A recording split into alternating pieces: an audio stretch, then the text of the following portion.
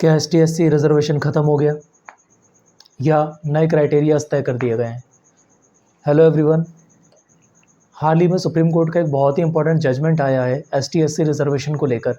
इस फैसले में 7 जजों की bench led by the chief justice of India DY Chandrachud ने फैसला दिया है कि जो ST और SC कैटेगरी है उसमें सभी को रिजर्वेशन देना अब ठीक नहीं है।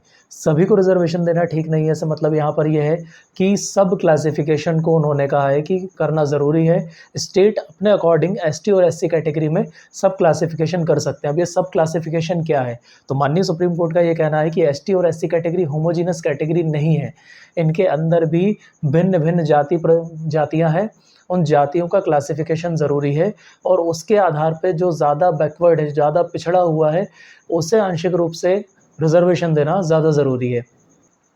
मान लीजिए कोई व्यक्ति रिजर्वेशन के बेसिस पे गवर्नमेंट जॉब पा लेता है या उसकी फैमिली में कई मेंबर्स इस जॉब को पा लेते हैं, गवर्नमेंट जॉब को, और वो मान के चलिए इनकम से और सोसाइटी के स्टेटस से एक लेवल पे अप हो जाता है।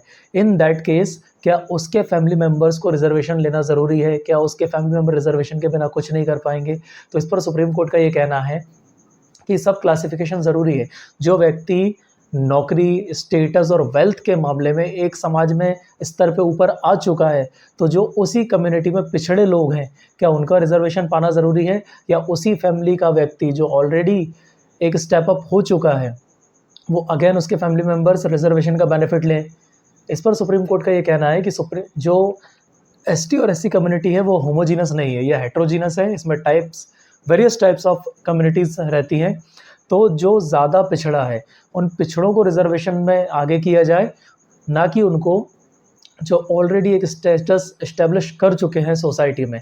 तो कुल मिला के सुप्रीम कोर्ट इस जजमेंट में ये कहना चाहता है, ब्रीफ में अगर मैं आपको बताऊं, तो ऑलरेडी जिन लोगों ने रिजर्वेशन ले लिया है, उसके बेनिफिट्स ले लिए हैं, उसके आधार पे उनकी आगे फैमिलीज़ को बेनिफिट ना देते हुए जो एक्चुअल में नीडेड है, जिसको अभी विशेष रूप से आवश्यकता है आरक्षण की, उस व्यक्ति को आरक्षण देकर उसे आगे उठाया जाए, ना कि उन व्यक्तियों को आगे कंटिन्यू रखा जाए जो ऑलरेडी इस चीज़ का लाभ ले चुके हैं।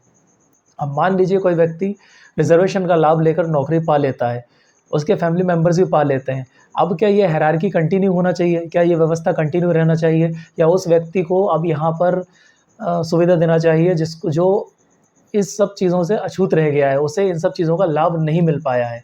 तो सुप्रीम कोर्ट यही कहना चाहता है।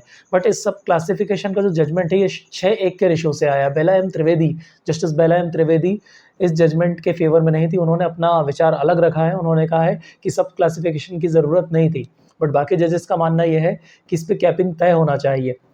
इसके अलावा सुप्रीम कोर्ट ने यह भी कहा है कि स्टेट्स इंडिपेंडेंट है अपने हिसाब से इनका सब क्लासिफिकेशन करने के लिए। सब क्लासिफिकेशन का मतलब ये है कि ST और SC कैटेगरी में अंदर ही अंदर विभाजन करके ये पता लगाया जाएगा कि कौन पिछड़ा, अति पिछड़ा है या और अधिक रूप से सोसाइटी में इन योजनाओं का लाभ उसे अभी तक नहीं मिला। जो ऑलरेडी ले चुके हैं, एग्जिस्ट कर रहे हैं और एक वेल्दी लाइफ जी रहे हैं, उन्हें हटा करके अब जैसे एक्चुअल में नीड है, जैसे ज़रूरत है, उसे आगे बढ़ाया जाए।